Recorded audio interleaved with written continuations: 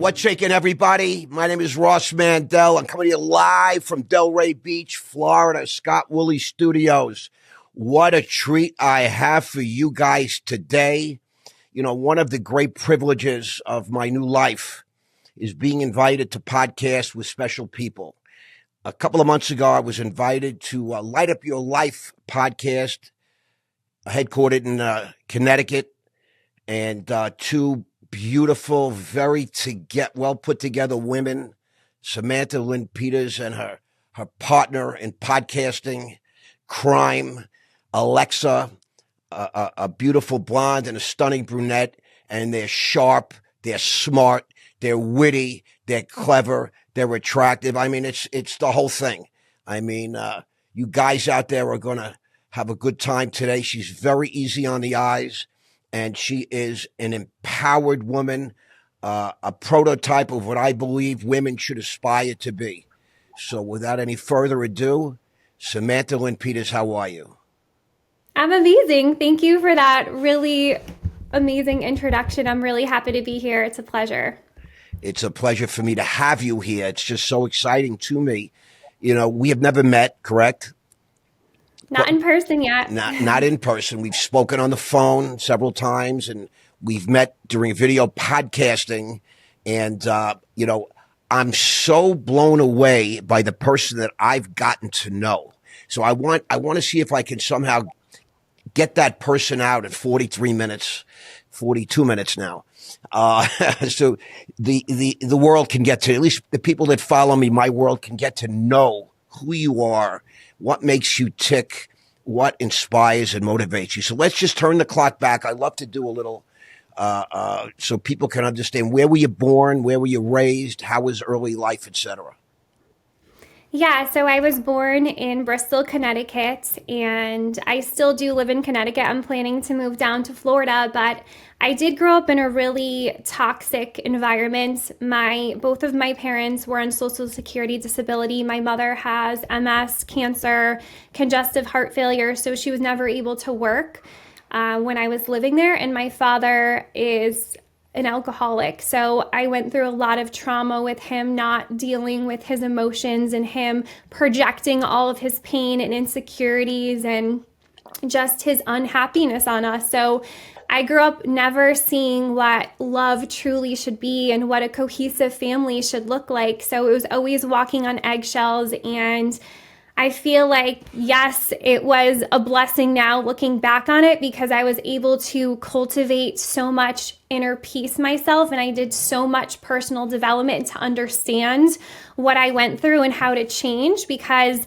one of my missions in life is to break all of my generational curses, the abuse, the neglect, the alcohol, the drugs, all of that. So when I have a family of my own, that they would never have to experience that. So I do think what you go through is everything you make it through, and then it becomes your superpower. So yeah, that's a little bit about how I grew up.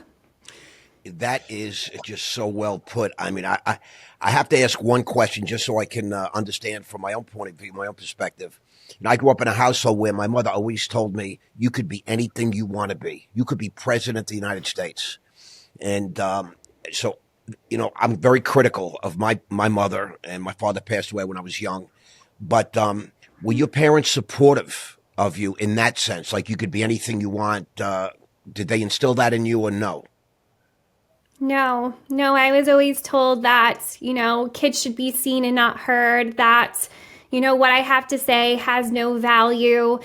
So I grew up thinking that whatever I did was never good enough. I mean, even when I would go outside and rake and try to plant flowers or clean the house, it was never up to his par. So I feel like for so much of my life in my 20s, I had this perfectionism mindset that I had to look perfect. I had to be perfect. I had to say the right things. I had to do everything bend over backwards. And I was a people pleaser because I grew up thinking that nothing I ever did was good enough. And so until I really learned that it was a learned behavior and a coping mechanism, then it helped me understand what I had to do to get out of that, because no one relates to perfect. I know we had this conversation previously. the highest vibrational frequency you could be on is authenticity. And it's been studies, there's so much research. So I had to learn to be my authentic self, and perfectionism is not attainable for anyone. So that was definitely something, it was a challenge that I had to go through. I'm going to be perfectly authentic right now and say, you've mastered the art of appearing perfect to me. Now, I understand the world is made up of all different people. We've also had this conversation. I mean, you're just so well put together. Physically, you've been blessed with certain attributes. And I often wonder if that, makes life easier for you or harder for you, just more complicated, right? I guess it's how you roll with that, how you learn to adapt and make moves and handle, et cetera.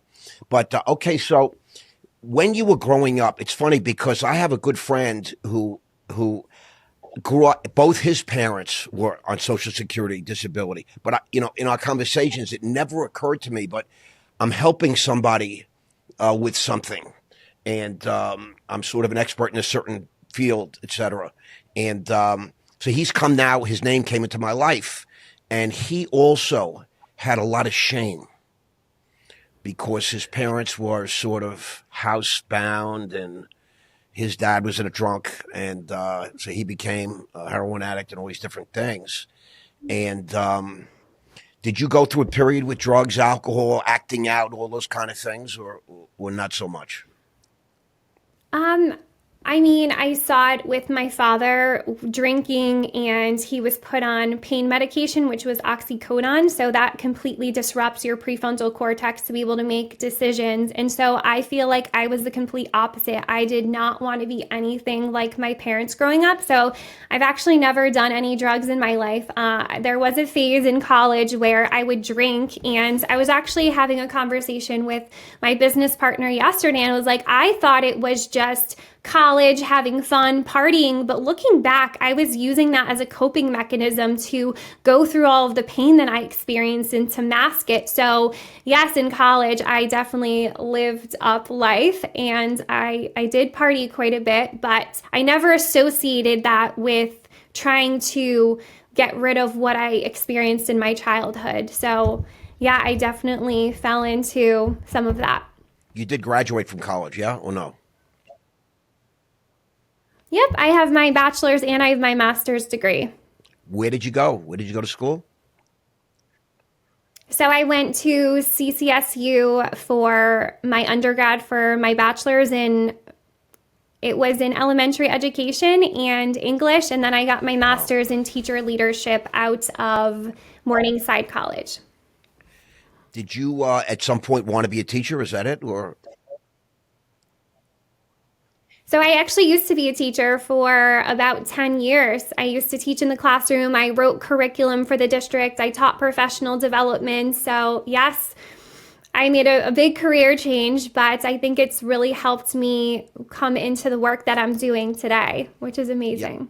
Yeah, I want to get to. I never had a teacher that kind of looked like you. Boy, I would have been a better student.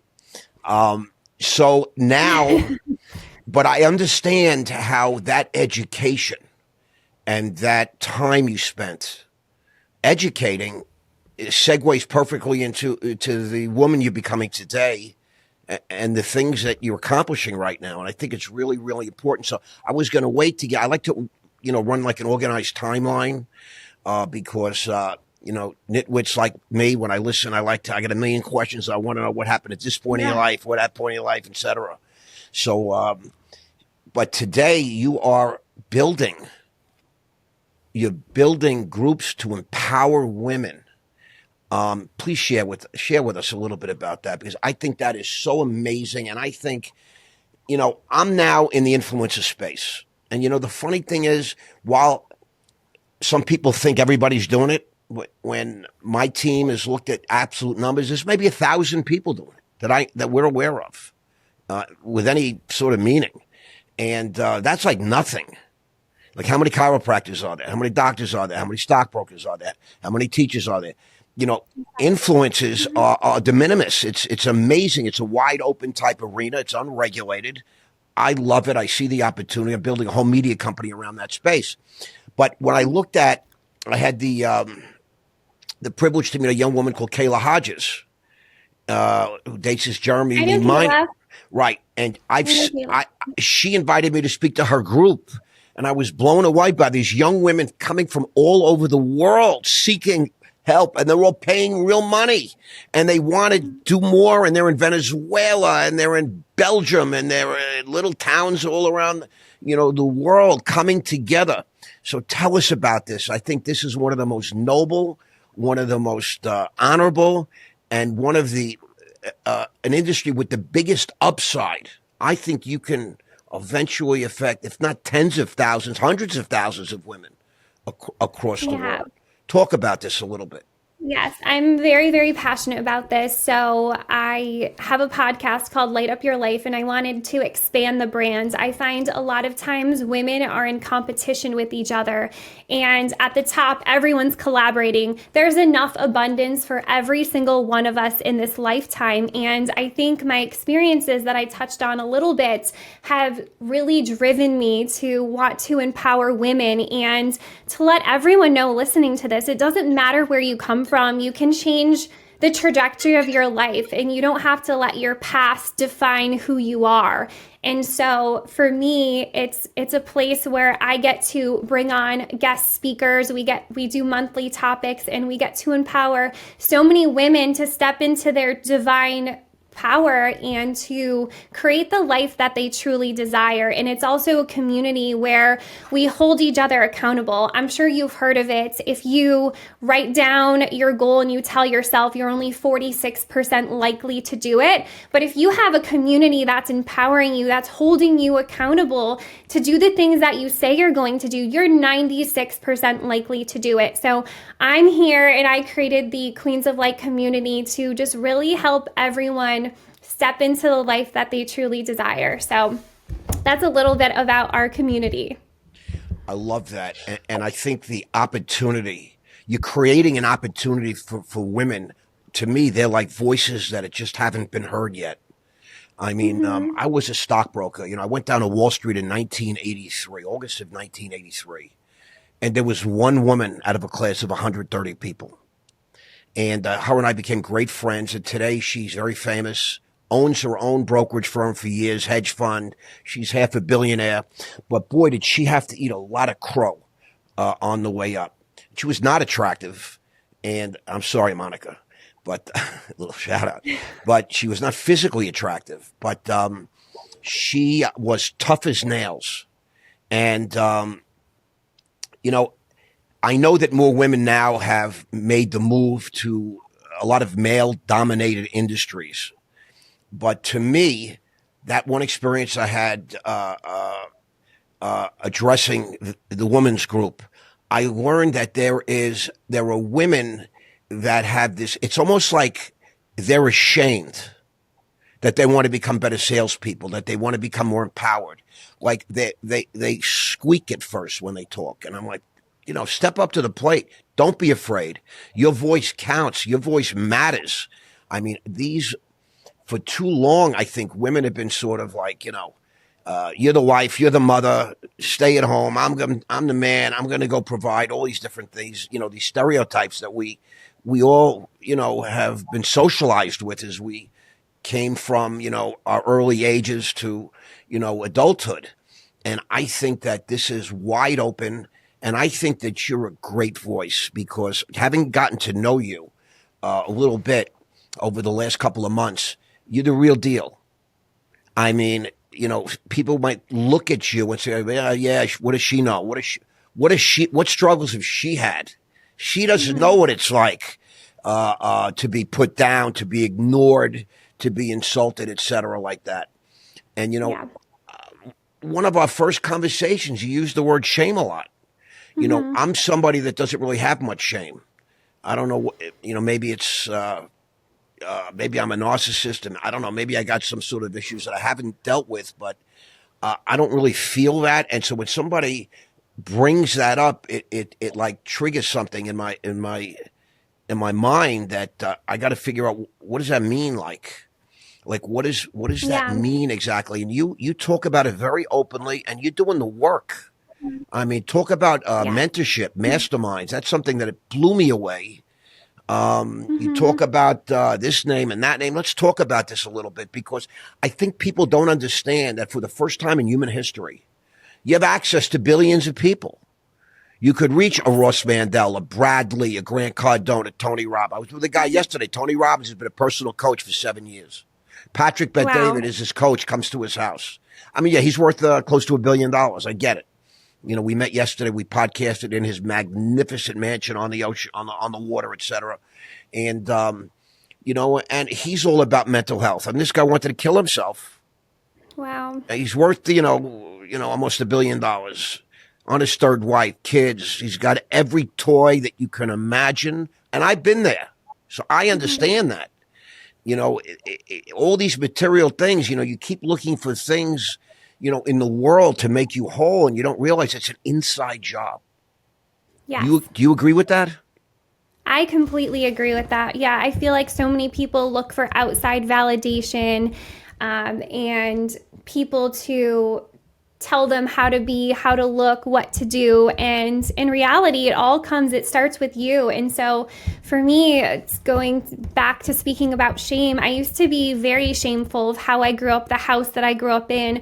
My parents used to smoke cigarettes, so I never wanted my friends to come over. I was so embarrassed of how I grew up. And so I feel like I had to work through all of that, and I had to unpack it, and I had to journal and meditate and really figure out why I was thinking the way I do. And so one thing that I had to do is really analyze every single thought. And I know we've talked about how your thoughts hold frequency. So if you're constantly thinking negatively, or you're in shame, or you're embarrassment, you're at a low frequency. And so that's what you're attracting into your life. And so I've done so much inner work to know that I had to change the thought patterns and the neural pathways in my brain to start thinking in a positive way, and to rewrite my entire childhood, and I put a different meaning into it, right? Before I was really upset. I'm like, why did I have to grow up with parents who didn't love me, who didn't support me, who were never there for me? To, wow, I am so much stronger. I have so much resilience because I went through those experiences.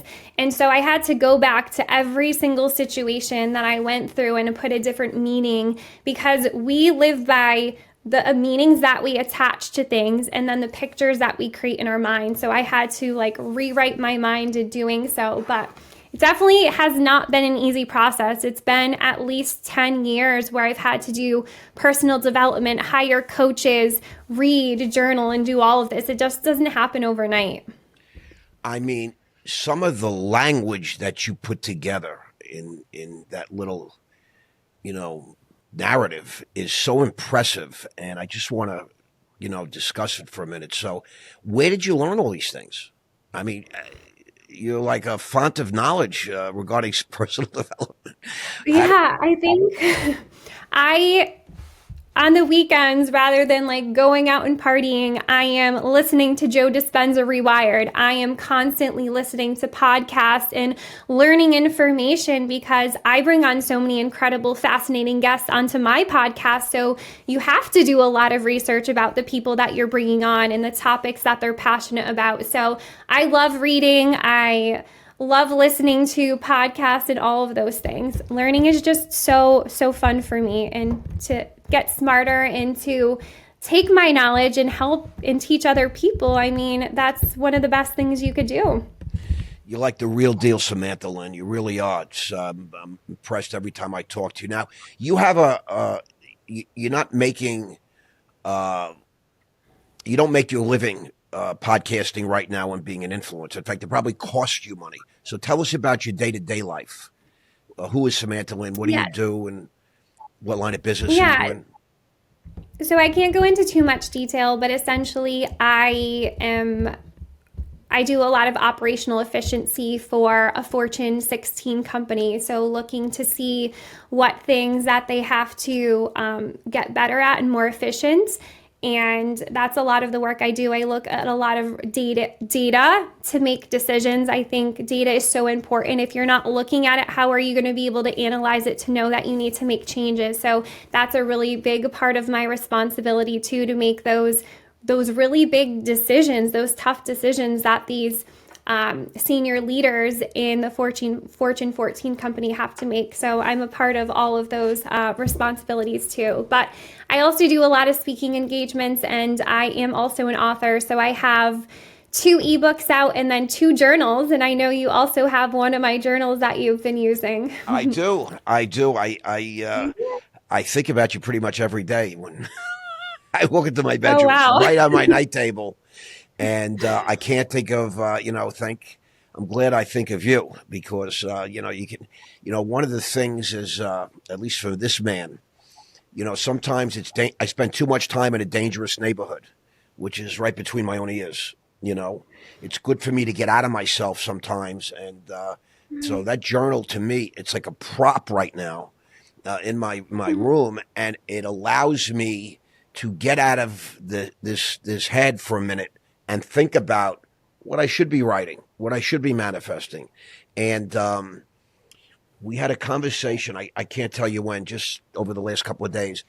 And you talked about, you're really getting into some serious manifesting right now. Mm-hmm. I mean, explain that to the audience because there are levels to these things, right? So some people are saying, oh no, I wish for this. I wish I win the lotto. I wish I get a husband.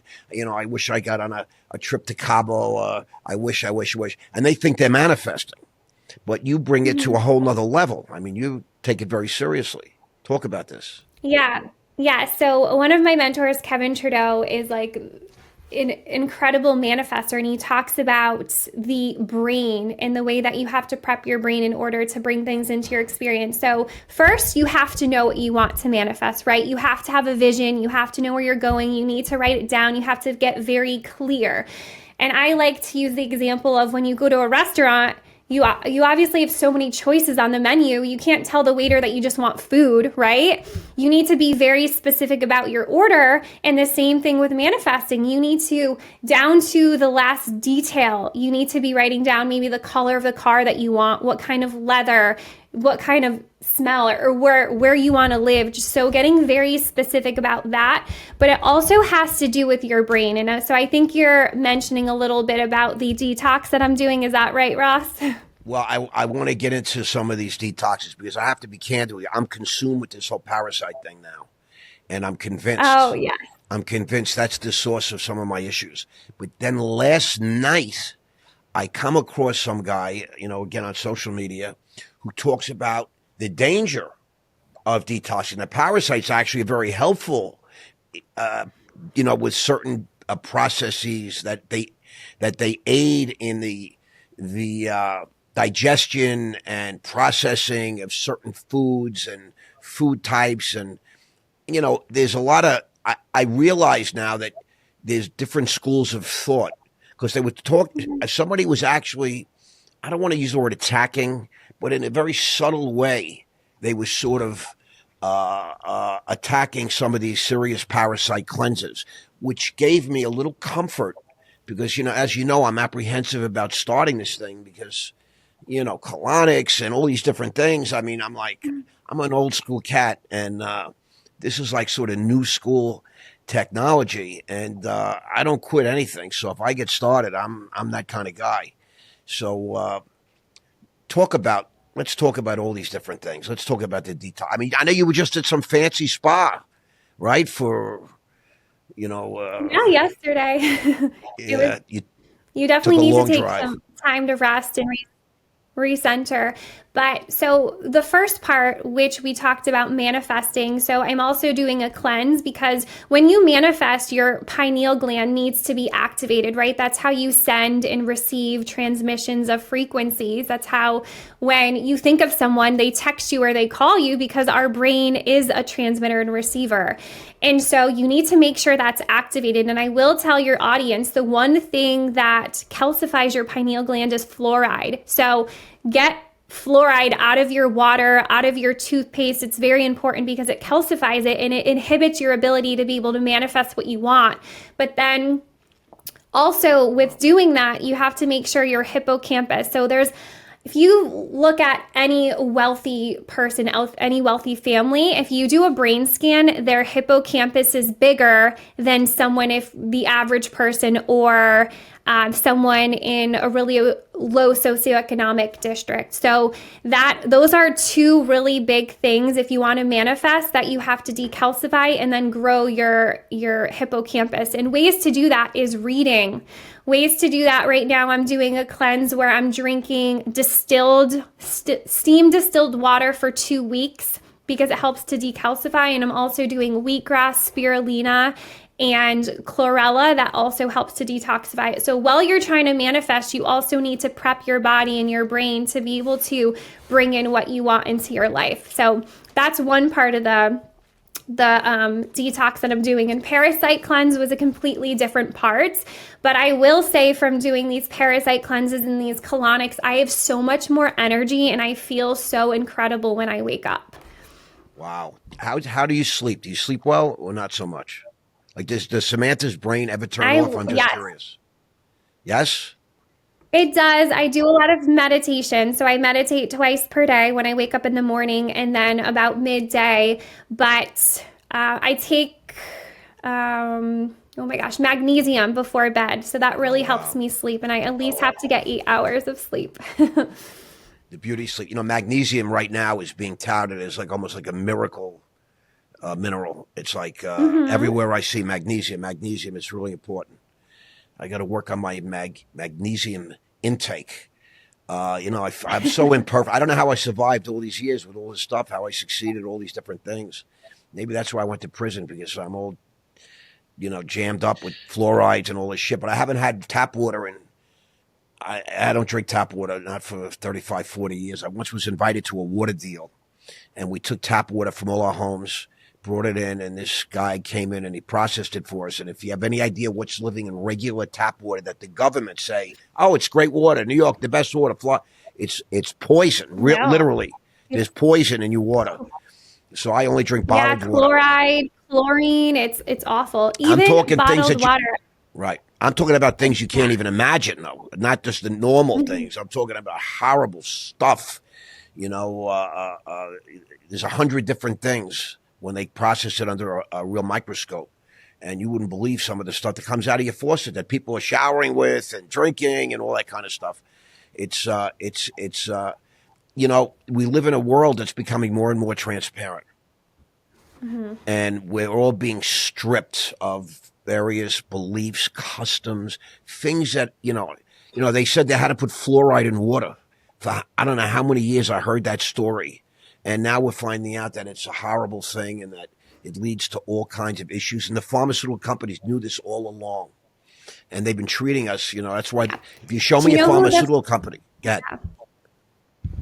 Go ahead. No, I was just going to say the first people that used fluoride were the Nazis during the Holocaust. They were the first ones that started using it. So it's very harmful. Wow. It's not good at all for you. So. Wow.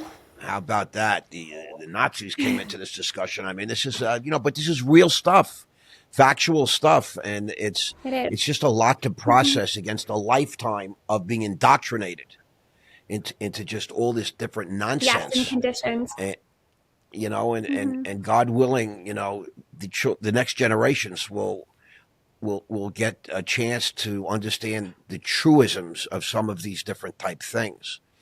Let's talk about the parasite issue. People don't know. Yes. What do you want to know?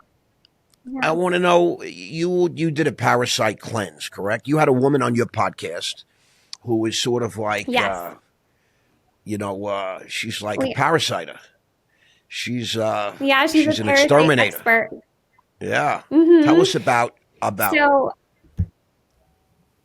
So what I learned about the parasite cleanse is you have to at least do it for 90 days, right? Because when you first start the die-off, they release eggs, and then those eggs will hatch. So you want to make sure you're getting them out of your body. But the first thing is you need to prep your body. And so for me, because I do a lot of cleansing and I do a lot of fasting, and I did colonics, it was easy for me to release them out of my body. But one of my best friends did the parasite cleanse and she got really sick. So you have to make sure your body's prepped correctly. You need to be eating the right things. And I will say it's really intense. And I was shocked at the amount of parasites that came out of my body. But I will say I feel so much better. I feel like I know we had this conversation previously, but I used to grind my teeth really hard when I was sleeping, and I craved sweets. I love chocolate, and so now it's definitely dissipated quite a bit, but it helps you to think more clearly. And a lot of times they'll say that there are certain parasites that will actually crave food for you. So it's not like you're even craving those sweets and that sugar. It's the parasite craving it, and they want to be fed. Because if not, then they won't be able to live in an alkaline body if you're eating the right things and you're doing the right things to keep your body healthy. You know, I'm a grinder, and I crave sweets. Anyone that knows me, I'm weak. You know, I was so proud of myself yesterday. I went out to my favorite Japanese place, Kia, sat at the bar alone and had dinner. And one of the reasons that's my favorite place, because like 5 stores down is Hoffman's Chocolates. You know, the Swiss chocolates. Yes. And I crave these caramellos, which is caramel and chocolate and marshmallow all in one little thing. I mean, it's crazy that I think about them. And so I go to this Japanese restaurant, and then, you know, a routine for me is to stop in Hoffman Chocolates. Yesterday, for the first time in I don't even know how many years, I actually I said no. I'm dieting. Good. I'm serious now. Look at you. I'm serious, you know, and so I didn't go. It was really like a shock, you know. But so you believe that the parasites, there are physical symptoms that people have that they're unaware of. They're aware of the symptoms. They just don't know that there's a good chance it's being caused by these parasites that come from foods and, you know, drinks. I mean, explain where they come from. It's like a hard thing to really understand. Yeah, so I was surprised when Brooke, she was a parasite expert on my podcast, and she was saying that a lot of times they come from your pets, so your dogs and your cats. They come from tap water, like you mentioned. I mean, just you can pick them up anywhere, she was basically saying, but in the food, a lot of meat has them. So I don't know if you've ever seen this, but it's a really gross video where someone takes pork and they pour Coca-Cola on the pork, and then all of the parasites start coming out of pork. So I would say reducing the amount of meat that you're consuming, especially if it's pork, will help with the amount of parasites. I also know that bottom feeders like shrimp and lobster, people think those are delicacies, and scallops, those have a lot of parasites as well, she was saying on the podcast. So I was really shocked to hear all of those things. You know, it's funny because, you know, in the Old Testament, God gives man these laws. They're called kashrut in Hebrew Jewish. You know, you don't eat pork or anything that crawls in the bottom of the ocean, and I no pork and various types of fowl. You can't have certain birds, and I can't help but think that this was given to man like 5,000 years ago, or the earliest dates from like the Dead Sea Scrolls and some ruins that they have found. And if you think about that, some of the things you just shared, the wisdom was in this Old Testament that was given to the Hebrews friggin' 5,000 years ago. You know, stay away from anything that crawls in the bottom of the sea, certain types of fish, and certain types of animals. They believe that you know, the Orthodox Jews believe that all your food is godly. It's been blessed, but certain foods are not blessed. I forget the word for them, but these are things like anything that comes from pig or boar, anything that crawls in the bottom of the ocean, etc. You just call them bottom feeders. So wow. I mean, this is like, I don't understand. I'm not sure. My guess is over the next 10 years, it's going to be common lore, common knowledge about this parasite issue. But what about the argument that some parasites are good for you? You know, is there? I mean, I think that Yeah, your gut. I don't know too much about this, but I know that your gut biome has a lot of different like enzymes. I don't know if they're specifically parasites that definitely help break down your food. There's like good gut bacteria they call Right. it, Bacteria. which I think maybe your friend was referencing. But there's also these parasites, and actually, Brooke was saying there was a study done where doctors are misdiagnosing cancer patients Wow. with tumors when they're really like worm homes and these parasites as well. And she's also saying that it's linked to MS and diabetes. So I have my mom, since she has MS, doing the parasite cleansing to help rid her body of that. And I mean, you have to take your health into your own hands and you have to see what works for you. I mean, I've done all of this and I've seen the difference between where I was and where I am now. And I will tell you, I feel so much more incredible doing these cleanses and actually doing the research, because when you go to any doctor, they're going to be pushing big pharma on you rather Correct. than going and eating so many healthy fruits and vegetables. You can heal just by the power of eating clean, good foods for you that are whole foods. Yeah, they talk about if you don't treat, I forget the terminology, but something about food and medicine.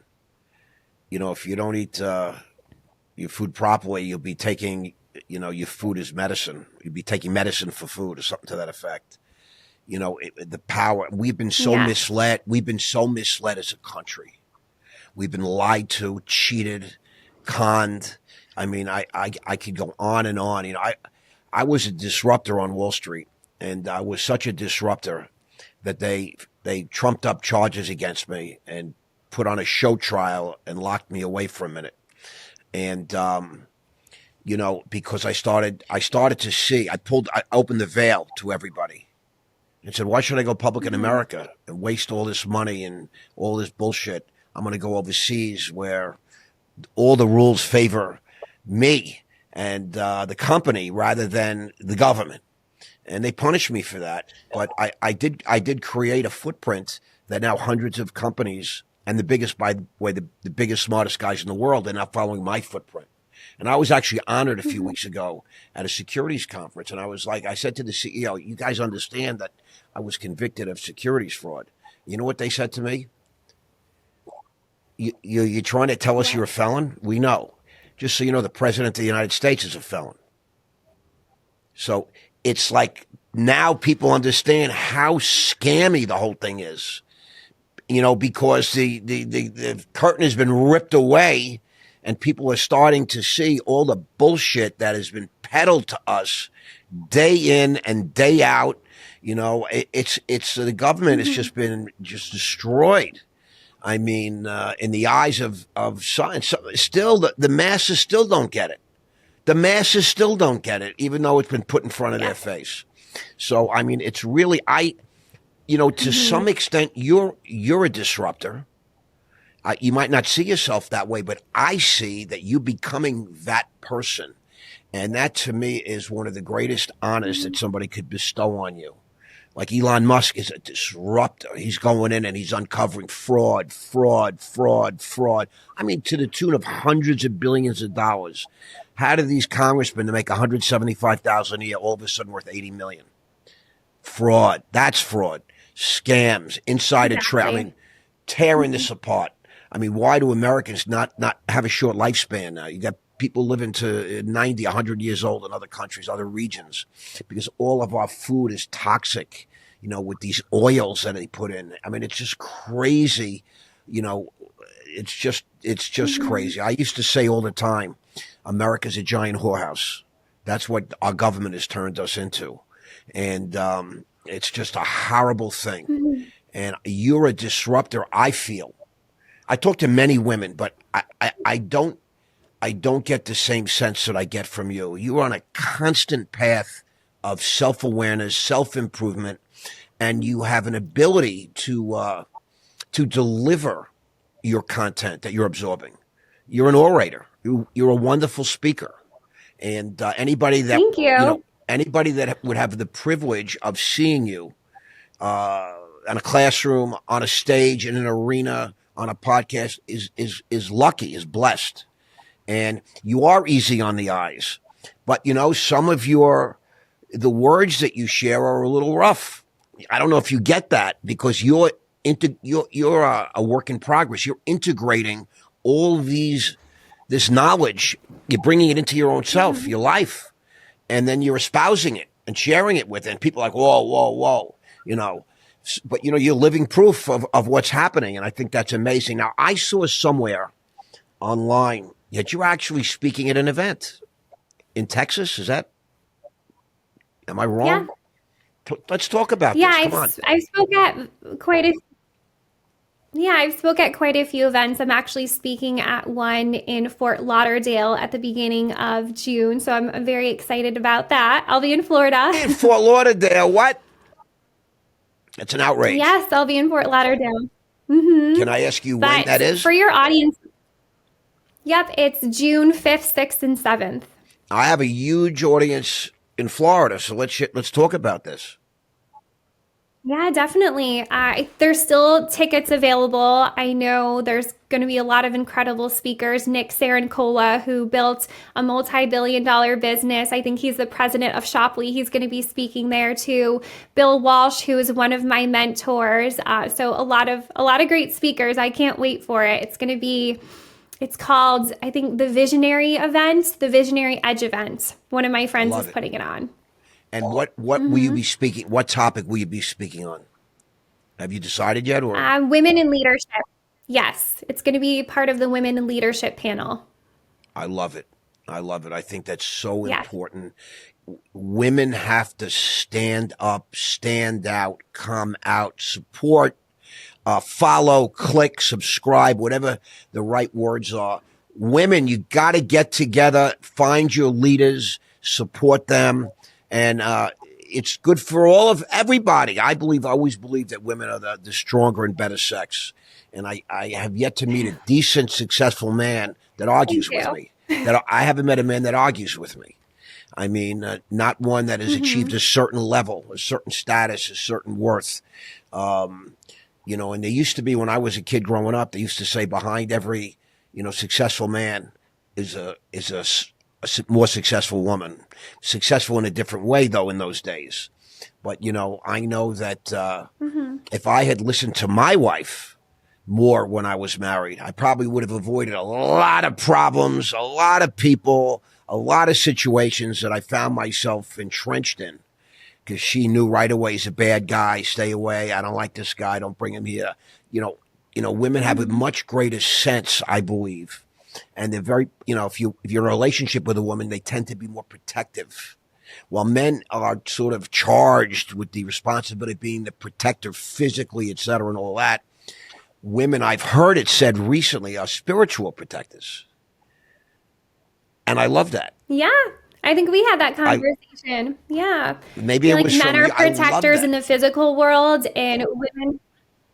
Yeah, and women are protectors in the spiritual world. I do think, women have really strong intuition, and men are the workers. They're the ones that make you feel safe, and they're the ones that do put in the work. But I do want to mention too, because I really appreciate you saying that you think I'm a good speaker, because I never felt that way. I've had to practice so many times. And that's one of the reasons why I started my podcast, because growing up, I was always told like nothing I say mattered. So I was always so quiet. I was so shy. And you just have to have that repetition. You have to put yourself in uncomfortable situations and do it over and over again until it seems like it's easy. So just wanted to say thank you. I really appreciate that compliment. Well, I want to say this to you so you know. So I've always been said that I'm a great speaker. I even hate to date myself, but 30 years ago, I was getting paid hundreds of thousands of dollars as a paid speaker on Wall Street. So not only was I a broker, trader, CEO, banks would pay me to come speak to the alpha males of alpha males on the Wall Street. Nobody in the room makes less than $300,000-400,000 a year. Many guys are making $5-6 million a year or more. And I'm, the motivator. I'm the speaker, etc. I am very practiced at it. I'm very rehearsed, repetition, role playing, all these different things. And because of the trade that I practiced my whole adult life in business, etc. I can't always separate the business guy from the personal guy. It's like sort of all become packaged into one, because that's all I did for so many years, 300 phone calls a day, pitching this, that, the other, going on the road, seeing 10, 15, 20 multimillionaires every day for 20 days straight without a day off, and just raising money and pitching and all these different things. I have a very, very practiced ear as well. You become a good listener. And sometimes I think my listening skills are more evolved than my speaking skills. And I recognize talent. And I recognize levels of talent. You're a great talent. And just keep working at it. Just keep working at it. Keep driving. Keep, anytime there's a room full of people, step up and step out. Practice. It's what it takes. Don't be shy. Don't be afraid. And you got to be ready to go on a moment's notice. There's no such thing as I got to warm up, or it's not right, or this is the wrong environment. Let's LFG are my favorite three initials right now, because it says a lot. I love that. You can't let fear and insecurity govern your life. You can be afraid, but that's what courage is. It's acting in the face of fear and insecurity. You got it. Whatever it is, Samantha Lynn Peters, you got it. And I'm telling you that, and the world should be telling you that. I don't know if you're listening for it. You see, what happens is, it's an inside job, like we said, but when you become a vessel, you'll receive, words and thoughts that are coming from me right now, etc. You'll be able to receive them at a deep level, because, there's an expression that when the student is ready, the teacher appears. Yes. And that's huge wisdom in my mind. Now, we're down to the last 7 minutes, because you got a hard stop at noon. What else that you want to touch base on? What is Samantha Lynn Peters? Of course, I'm going to go to where does Samantha Lynn Peters see herself in 5 years and in 10 years? What's coming? You're already an author, a speaker, an empowerment, an influencer, you're a corporate gal. You're doing so many different things. What's coming? Yeah, so we are working on getting picked up by a network for our podcast. So that's going to be huge. We're bringing on some really incredible speakers. I know we've already had you on, but we're continuing to do that just because it adds value to so many people. And growing my women's community, that's what I'm so passionate about, and getting on stages, talking about it, really up-leveling the energy of this universe, and having women step into their power and knowing that they can truly be, do, or have anything that they want. And it's just having that belief in yourself. And so for your audience listening to this, I think for me, from where I came from to where I am now, it was that belief, and it was the faith in knowing I'm a huge believer in God. So I know that I'm not alone. And we had this conversation earlier, and that He's with me from whatever I'm doing, and He wouldn't be putting me in these rooms, in these certain situations, and I wouldn't be having these blocks of thoughts of where I wanted my future to go if I couldn't accomplish it. And one of my friends, Trent Shelton, says it best too. He said, your vision is not supposed to be seen by anyone except for you. And he talks about putting on someone else's glasses. And if I were to put on your glasses, Ross, I probably wouldn't be able to see. But for you, that's a specific prescription for you. And that's the same as our vision. Every single one of us is here to do something so incredible and so different. And we're all change makers in our own different light. And so really just stepping into your power, knowing that you can create the life that you desire. You just have to have that faith and belief. And I've had to let go of the timing of a lot of these things, because everyone wants to happen so fast. But I find that the journey makes you so much stronger and so much more resilient. And you have to go through all of these different things and experiences and challenges in your life to be able to bring you to that next level. Love that. Time is an acronym. It's an acronym for things I must earn. And it's something that, I want everything yesterday. I want it now, but I'm a big manifester, and I understand what you're saying. I go against the grain in one particular thing, and I'm just going to put it out there. It's something we're doing right now. When I have a vision, They say you're supposed to keep it to yourself because there's a lot of naysayers out there and people, haters and, negative. They put the curse on you, the evil eye, whatever, all these different things. I believe in sharing my vision. I scream it from the rooftop because I have no fear and I'm not insecure. And I want the world to know because I'm coming and this is what I'm actually doing. I embrace the challenge and then I can't sort of punk out or back out. I put it out there. I've said it. And now I sort of got to live up to it. And a lot of times I say to myself, God damn, you got such a big mouth. Just shut up. That's self-talk. And, but the truth is, and there's two schools of thought on this, but I believe you stay on your ground, you commit, you make a statement and let's go. And, I don't care what you think. I shared my vision and I find that like-minded people are attracted to that energy. And, the frequency, the world somehow seems to accommodate me when I'm out there and I'm being public about it. Again, time, I understand. It's stuff I got to earn. I guess I haven't earned what I really want at this second, but I know that God has a great plan for me. I'm just a tool and it's coming. And you also, I feel like I see God's work when I look at you and when I listen to you. I get it. It's right there. It's right there. And the way you were brought up, like you say, the first time, toxic environment. I mean, so some people, what does that mean? And then you go ahead and you specifically can describe it. And so I want the world to know she's not perfect. She's got issues, but she's been overcoming and fighting her whole life. Doesn't rely on a pretty face and long legs and all that kind of stuff.